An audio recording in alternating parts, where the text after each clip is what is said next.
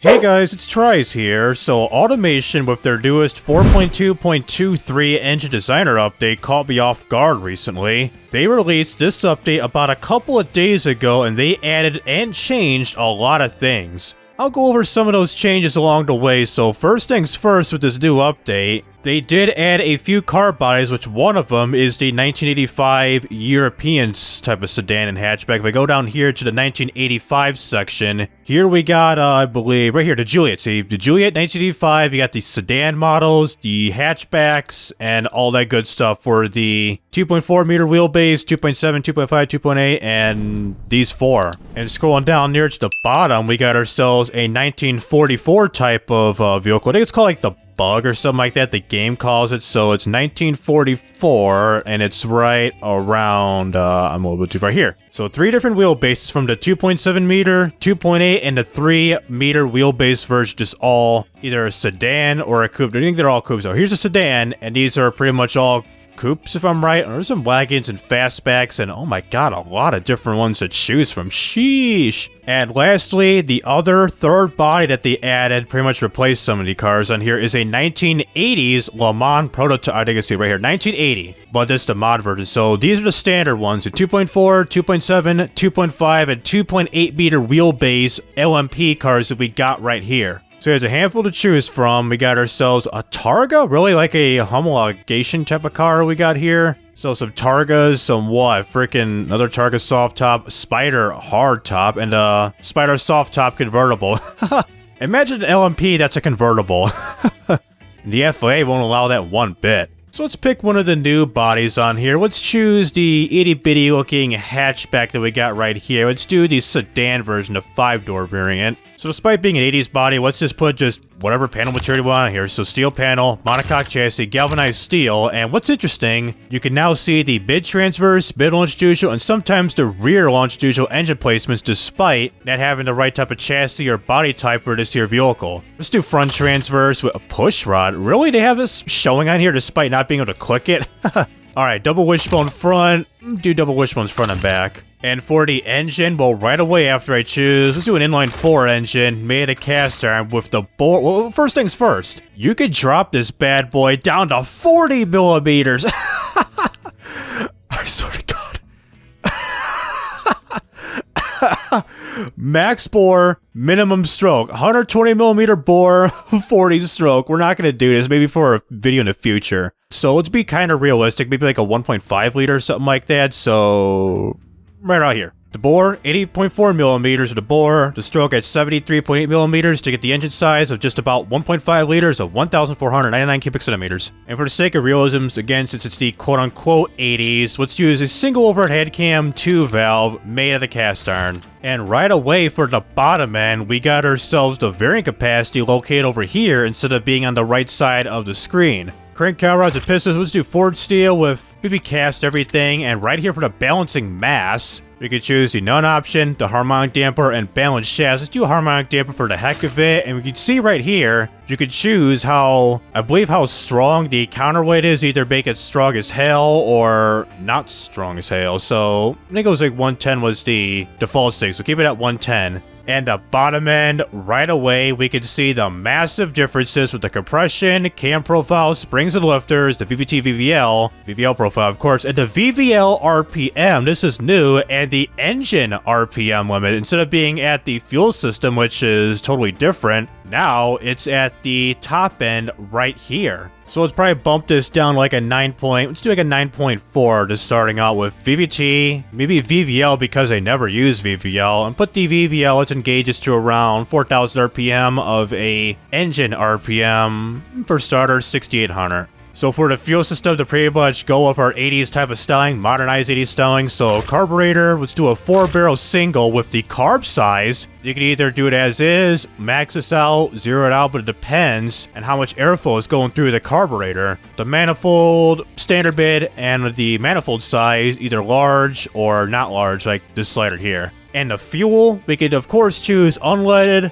leaded fuel, an ethanol blend of E10 of ages 10 and up, an ethanol 70 or an ethanol 85, basically flex fuel if you're GM and everybody. And of course some compressed gas like liquid petroleum gas and liquid nitrogen gas or liquid natural gas, some CNGs and all that stuff, and methanol injection and nitromethane injection. So those are the type of fuels you can choose. Of course, leaded, you got avgas being the highest AKI, and on the unleaded section, the highest you can go was like before of ultimate, as it got rid of the good old DevMeth fuel of 195 AKI, which was way too unrealistic, but let's just keep it at a premium for the sake of realism, all good stuff. And the headers, of course, we got ourselves compact cast, which is basically cast log, and cast low headers, then cast mid headers, which doesn't change the modeling, it's basically short cast headers. Some tubular mids, which is some like standard issue tubular headers. The tubular long is long tubular headers, and race tubulars is a race tubular. So cast mid for starting out, and of course the header size, same type of slider with the carbs and all that stuff. And let's do a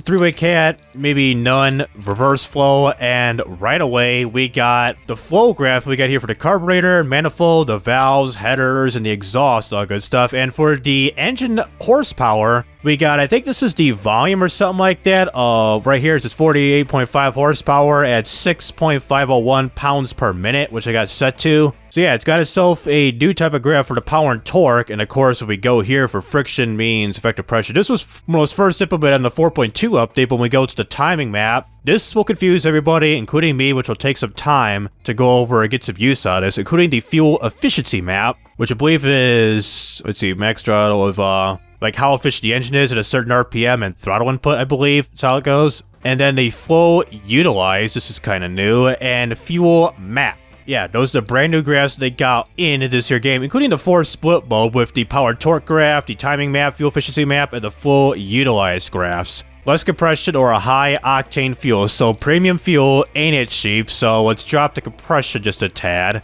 Because what does suck, it says that we need to drop the compression or use a high octane type of fuel. We don't see the fuel octane nowhere on this graph. It used to be at like maybe right above or below the fuel efficiency percentage marker, but it's not there anymore, which kind of sucks. If I go to the AI tune right here, you could either tune this engine for power or economy. So 72.9 horsepower, 76-ish pounds-feet of torque. Let's tune it for power. Okay, we got it, and we're flatlining. So we're making the same power, but less torque. What if I tune it for economy? Or AI generation and valve flow. Oh no, we got valve float.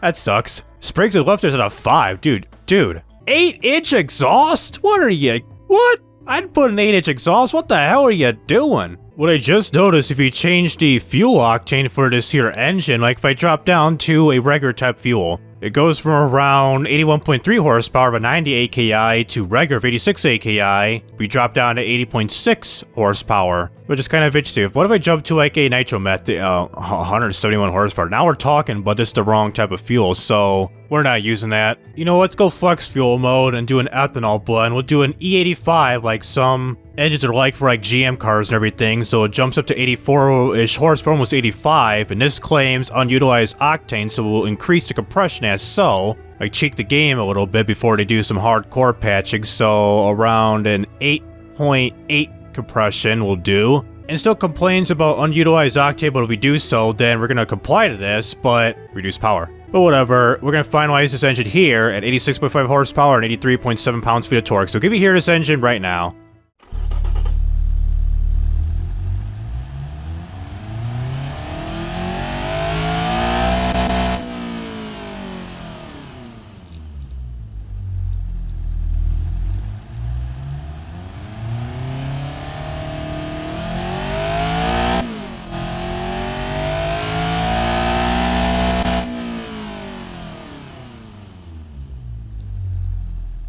The engine sounds a little bit different in this game because I did see in the patch notes that they did overhaul some of their sounds with this new update. So for the drive type, so we got front-wheel drive or all-wheel drive, and our restricted rear-wheel drive, launch. Oh, these are all longitudinal. So it's kind of weird that they did cross these out for the longitudinals, and we have to choose either front-wheel drive or all-wheel drive type of hatchback. So front-wheel drive it is, and we're gonna do a manual. Let's do 6-speed, but the top speed's 130 miles per hour. Let's do 120. I mean, it's kind of underpowered, around 80-something horsepower, like 88 horsepower, something like that. What was it?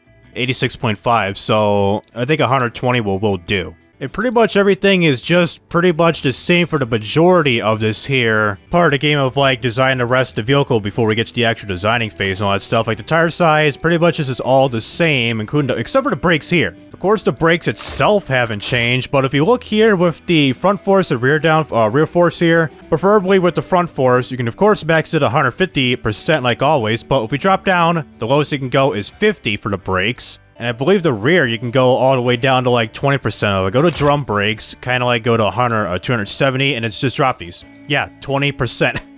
And going into the drivetrain here, so looking at the fuel efficiency map, the right graph here, instead of just having like the little oversteering, understeering thingamajig, it defaulted me to the fuel efficiency map, which I believe is kind of like how efficient each gearing is or something like that. Let's see here. This is how they compute the MPG, like this is how they actually do it nowadays with this new graph by giving us an idea, which we see here at a poor 13.3 MPG. That is horrible. And the rear brake force is high. Let's change that. You're welcome. Okay, I just discovered this, so you can manage the vehicle and then choose like the automation or the freaking wannabe Top Gear test track right here. So you got the single graph mode as so, the detailed stats, and then the test track. Oh, I just noticed that. You can be on this screen rather than being at the testing screen right here. That's cool. So anyways, we're not going to do that. So right about now, we're going to be designing this vehicle as so. I'm going to be taking a long time to design this here vehicle because, well, it took quite some time out of this video just to explain the main features of the automation update that we got here. So we're going to make this pretty quick. So let's get ready to design this here vehicle right now. So for the design of this car, this took me about an hour to make because, like I said, I went into extreme detail about what this new update is all about. Here we go with the front of the car. I added some dual square headlights on each side, including a square grille piece, a plastic bumper cover with indicators, and a bottom grille and vent set. I tried to add a sharp front lip to this car, but due to the body styling, that never worked out for me. I then painted the front and rear bumpers to a plastic color to signify the trim level of this vehicle. For the side, I added some door handles, front door locks, and side view mirrors. I later made some of these adjustments which you'll see later on in the video. I then added a set of license plate for this car that's based in France, which is where this car is made in. And then I added some door trim pieces for looks to not make this side of the car look all bland and everything. Now for the rear, I added a set of basic taillights, which has got 2 brake lights, a single reverse light, and a turn indicator, along with adding the rear bumper cover to go in line with the front one, and made some little body molding for the license plate and all that good stuff, including the exhaust cutout on the actual bottom part of the bumper. Finally, I made some final adjustments for this car and added the branding and model name to the car to basically signify what type of car it is and who made it. So after getting everything done, here's what it came out. This is the 1987 Heuristic Corbeau SE. In French, it means Raven. This is your typical, most average looking hatchback from this time period. With a subpar engine, nimble handling, and its front wheel drive, you could go anywhere while struggling to accelerate off the line. Alright, so I've just got done designing this here vehicle. It took a little bit over an hour to design this bad boy, even though it's not really my best creations where I took all the time and effort to design this here vehicle, this little French hatchback. But anyways, let's see what the problems of this here vehicle. So we got our 4 problems, such as the clearance issues, the front engine being narrow, the roll angle being too high, brake fade, and unutilized octane. Gotta get used to saying that. So let's jump on over to BeamNG.drive to see how this hatchback performs. So here we are at the map of East Coast USA with this here vehicle, aka the wannabe shitbox type of hatchback that we got going here from the 80s, made in France. So since we're out here staring at the open road of this highway, we're going to start off with the basic performance test with this here vehicle. We'll start off with the 0 to 62 acceleration test, followed by the 62 to 0 brake test, and lastly, a top speed run with this here car. So get ready to accelerate with this here vehicle, starting now. Accelerate hard as we go. Oh, what the hell? Hold on. Sorry, my controller acted up. I just did a simple reset. It acted up like it didn't want to accelerate for some odd reason. So 0 to 62 in 10.07 seconds of 544.46 feet. It showed like at 11.7. I mean, we're going downhill by a little bit, but that shouldn't really matter that much. So realistic gearbox, brake now. No ABS, so skidding as we go. Good. 62 to 0 in 3.64 seconds of 162.41 feet. Even though this doesn't have ABS brakes whatsoever with this here vehicle, despite all these big-ass skid marks from the start of the bus ramp, or the bus stop to right here. Not the best, but it'll do. So for a top speed run already in effect, we're in the 4th gear, and I did a wheel spin launch, and that gives us a very slightly better time of a 9.97 seconds of 550.10 feet. That seems okay. So I believe this was a 6-speed, if I was right. Yeah, 6-speed, and the top speed, it was like 120 miles an hour, but it's simple roads here. But it can take that right-hander just as fine, but unfortunately, of how curvy these roads are, it handles pretty well, I'll give you that. It handles well, look at that. Barely clipped the guardrail, but I don't think it's going to reach its top speed no matter where it go and no matter what. Nope. So we're not going to reach its top speed no matter what, so let's crash the car as is, just jumping right into the crash, because I was averaging at around like 70 miles an hour the whole way, so it didn't matter one bit. Didn't reach its top speed, I don't care. I mean, these roads are curvy to begin with, so do you have to structure the vehicle? I mean, it held up pretty well in some parts, but the right rear portion of the vehicle, we got this like insert or like indentation, like big time dent up in here, folks, and the rest, seems aight. So now let's find a map to do a time trial run with this vehicle right now. So here we are at the map of Trial Mountain, and we're going to be doing 2 laps of this here race with this here vehicle. And second of all, that's the camera button. I can't free cam? I mean, what the hell is this leaf doing here on the racetrack? I want to free cam over there, but whatever. So get ready to start this here race if this works in 3, 2, 1, go.